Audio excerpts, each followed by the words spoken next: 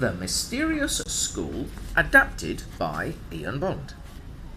Sheila's family had recently moved to this town, and it was her first day at the Cedars International School. Sheila was in the 2nd grade, and previously she enjoyed going to school, but she missed her old school and her old friends, and she was quite sure that she was going to hate this new place. The teachers tried to make her feel welcome by including her in every lesson and encouraging her to speak. At lunch break, Junie and Pam, 2 girls from her class, introduced themselves to her and said they wanted to share a secret with her. They took her to a tree that stood in the corner of the playground. "Would you like to come to the Hole of Mysteries with us?" Pam asked her. "The Hole of Mysteries? Where's that?" Sheila asked, intrigued. Near the tree was a hole covered with hay and sticks. "This is the Hole of Mysteries," said Junie. "Come on, let's jump into the hole," said Pam. Sheila was obviously nervous, but the 2 girls laughed and said they often jumped down inside and there was nothing to worry about. Sheila could see there was no malice in their expressions, and she was quite happy to trust them. Holding each other's hands, Pam, Sheila and Junie jumped inside the hole and they started walking along a dark tunnel. The tunnel became darker as they went deeper and deeper, and Sheila gripped the other girl's hands tightly. Then all of a sudden it became bright and she could see that lighted candles were everywhere. Sheila was quite frightened and couldn't hide her fear. Seeing her face, Pam laughed and Junie pointed to a rabbit lighting a candle. "That is Binky, the teacher from the Mysterious School," said Pam. "She plans all our adventures." Sheila was even more confused by this information and started to ask Pam what sort of adventures she was talking about. The rabbit heard their voices and looked in their direction, smiled and waved her paw. "Hi, Binky," said Junie. "This is our new friend. Do you have an exciting, mysterious adventure for us today in the Mysterious School?" Binky smiled and said, "Hi, Sheila. Welcome to the Hole of Mysteries." Sheila was surprised and impressed that she had used her name because she was sure that no one had told her. The rabbit continued talking. "Sorry, girls, I only have a tiny adventure for you, but it's not easy. You will have to be very alert, and it's all to do with listening and sounds. So, beware of he who can talk. Now follow me, but you have to find the way out." Binky went on ahead. The girls followed her, giggling and smiling. They came to a small metal room, and in an instant Binky vanished. They stepped inside, and the doors locked automatically. There were 3 animals in there: a cat, a dog, and a fish, inside a bowl. They could hear loud, ugly noises from outside. "I think there's a monster nearby," said Sheila, frightened.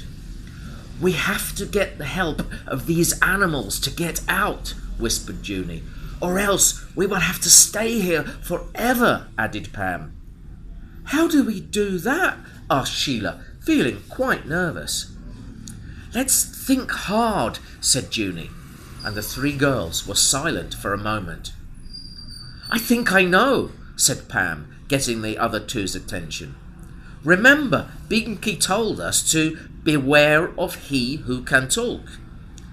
I think one of these animals can talk." All the girls seemed to agree that this was the key. "But which one?" asked Sheila, looking worried again. "Let's find out," said Junie. "Did you notice what the animals were doing when we got here?" The cat was coughing and scratching itself. The fish was waving its tail, and the dog was wagging its tail. I feel it must be either the dog or the cat, because it's really difficult to talk in water," said Sheila. The other two girls laughed, and Sheila quickly realised how stupid she sounded. She was in a magic room in a mysterious hole, and she had just been given instructions by a rabbit. Pam went up to the fish and said, "Can you talk?" The fish did not seem to have heard her and continued to wave its tail in the water. Sheila was quietly pleased that the fish didn't speak, so she went up to the dog and said, "What's your name? Can you speak?" The dog looked at her and opened its mouth. "Spike," he replied. Sheila felt very happy now and listened intently as Spike continued to speak. "If you're looking for the exit, I can help you." "Can you really help us?" the girls asked the dog excitedly. "Yes, I can," said Spike. "Now push hard against the yellow door and chant, 'Ashanti, Ashanti, Ashanti.' When the door opens, run as quickly as possible until you reach the top, and don't stop for anyone or anything." They sounded like simple instructions, so the three thanked the dog and walked over to the yellow door. As soon as they chanted, "Ashanti, Ashanti, Ashanti," the door opened. But to their surprise, the horrible sounds grew louder, frightening the girls. They ran up the dark path as fast as their legs would take them. Sheila, Pam and Junie could hear voices all around them shouting, "Stop! Where are you going?" and "Don't go up there!" The voices got louder and more desperate as they were told to stop, but they did what the dog told them and ignored everything and everyone, stopping only when they reached the top, the tunnel's exit. "Hey, we made it!" shouted Pam in excitement as they found themselves back in the daylight.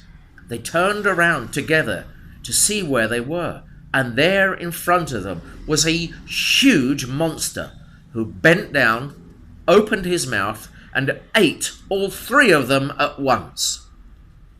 There's a moral to this story. Always listen to the teacher. She said, "Beware of he who speaks."